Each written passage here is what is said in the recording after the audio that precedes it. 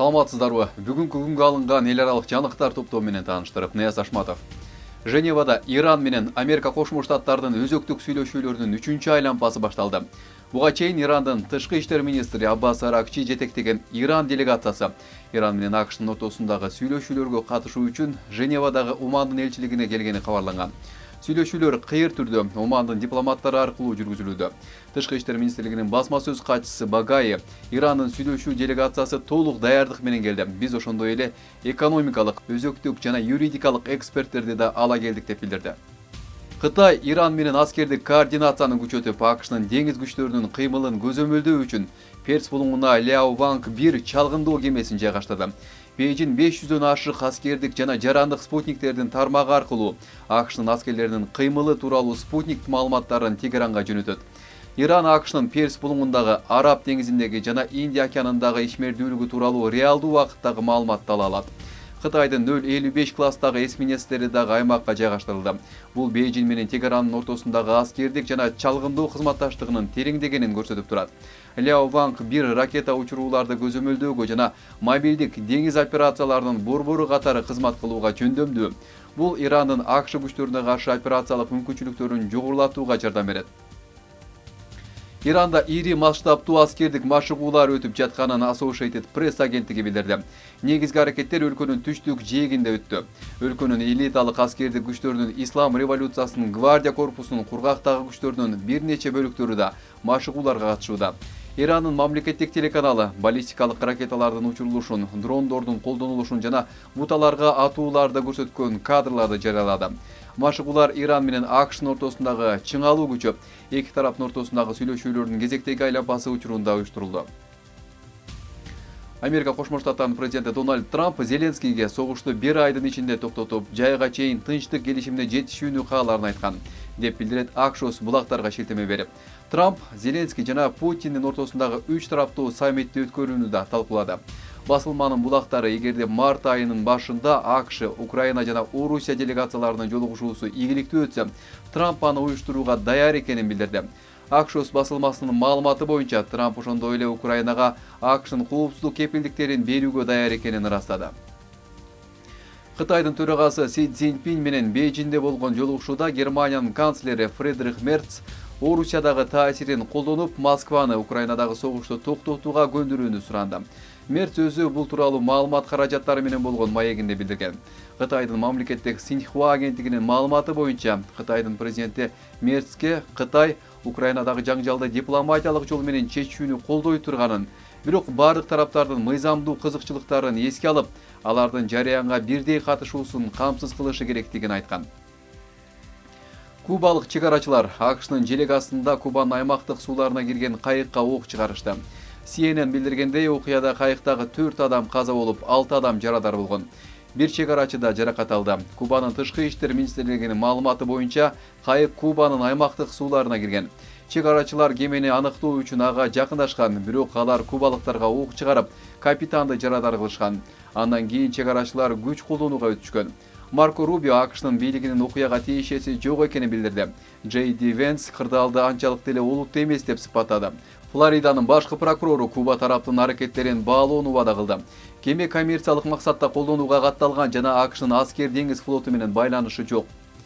Индиянын премьер-министри Израилге келгенде Нетаньяху Модини кучактап тосуп алды. Индиянын премьер-министри Нарендра Моди шаршемби күнү Израилге 2 күндүк иш сапары менен барган. Анын максаты эки өлкөнүн ортосундагы коопсуздукту, экономикалык жана технологиялык кызматташтыкты чыңдоо болуп саналат.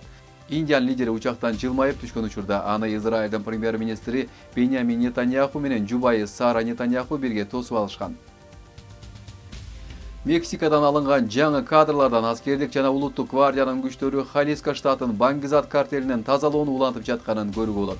Видеонун аягында Халиско жаңы Мун картелинин согушкерлеринин улуттук гвардиянын унаалар тобуна жасаган буктурмасынын натыйжалары көрсөтүлгөн. Мексикада кылмыштуу топторго каршы күрөш жүрүп жатат. Анда Халиско жаңы Мун картелинин лидери өлтүрүлгөнү кабарланган болчу.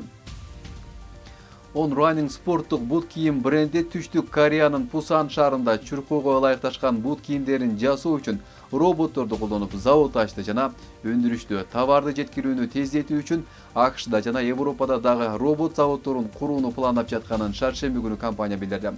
АКШ киргизген тарифтердин көтөрүлүшү, жеткирүү тармагынын үзгүлтүккө учурашы жана геосаясий тобокелдиктер айрым чекене сатуучулар менен брендтерди жакынкы соода өндүрүшүн изилдөөгө же аны керектөөчүгө жакындатууга түртүүдө. Түштүк Кореянын Пусан шаарындагы бул заводдо спорттук буюмдар бренди One Running өндүрүштү жана жеткирүүнү тездетүү максатында чуркоо бут кийимдерин жасоо үчүн 32 роботту колдонуп жатат. Швейцариялык компания брендтерди өз продукцияларын керектөөчүгө ылайыктап чыгарууга аракет кылып жаткандыктан АКШда жана Европада дагы ушундай робот заводдорун ачууну пландап жатканын билдирди.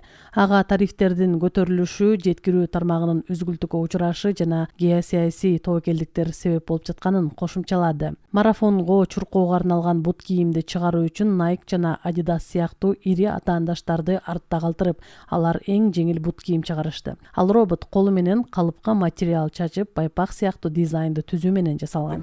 Бурулуш жасаган бул продуктуну дүйнөнүн каалаган жерине керектөөчүлөргө жакын жерде чыгарса болот. Негиздөөчүлөрдүн бири Каспер Капетти автоматташтыруу брендке бут кийимдерди тезирээк жана экологиялык зыяны азыраак кылып жасоого мүмкүндүк берет дейт.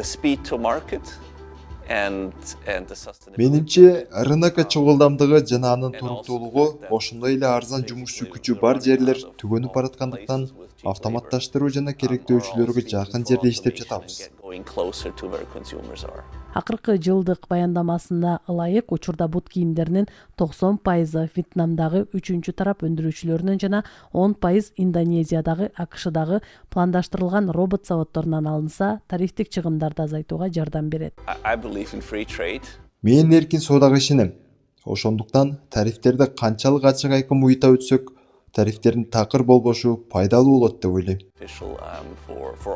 Анткени АКШ, Вьетнам жана Кытай сыяктуу спорттук кийимдерди өндүрүү борборлоруна киргизген тарифтер акыркы 1 жылда тармакка оорчулук келтирип, өндүрүш чыгымдарын жогорулатып, кирешени кыскартты. Эми жогорку соттун тарифтерге каршы чечими жаңы туруксуздукту күчөтүп, чекене сатуучулар жана импорттоочулар үчүн келечекте ого бетер бөдөмүк кылууда. Вейпинг органдардын иштебей калуу коркунучун жогорулатат. Жаңы изилдөө электрондук тамеки колдонуучулардын оор респиратордук инфекцияларга жана өнөкөт өпкө ооруларына чалдыгуу ыктымалдыгы 50% жогору экенин көрсөттү. Дарыгерлер орнун бул агымы системалык бузууларга жана өмүрдүн узактыгын 10 жылга чейин кыскартууга алып келиши мүмкүн экенин белгилешет. Уйкунун бузулушу адамдарды ого бетер алсыратарын окумуштуулар далилдешти. Изилдөөгө ылайык, эгер адам жуманын күндөрү системалуу түрдө жетиштүү уктабаса жана андан кийин дем алыш күндөрү уктап, анын ордун толтурууга аракет кылса, көңүлү жана мотивациясы начарлап, маанайы өзгөрүшү мүмкүн. Адистердин айтымында, мындай график организмге убакыт алмашкандай стрессти жаратат. Кытайда корпоративдик кечеде кызматкерлерге $26 миллион накталай акча берилген. Маракеде 7000 кызматкер үчүн 800 стол даярдалып, аларга накталай акча салынган. Аны ар ким каалашынча алган. Компания мындай акцияны жыл сайын өткөрөт. Бирок өткөн жылы бонустар бир топ аз болуп, болжол менен $9 миллион түзгөн эле.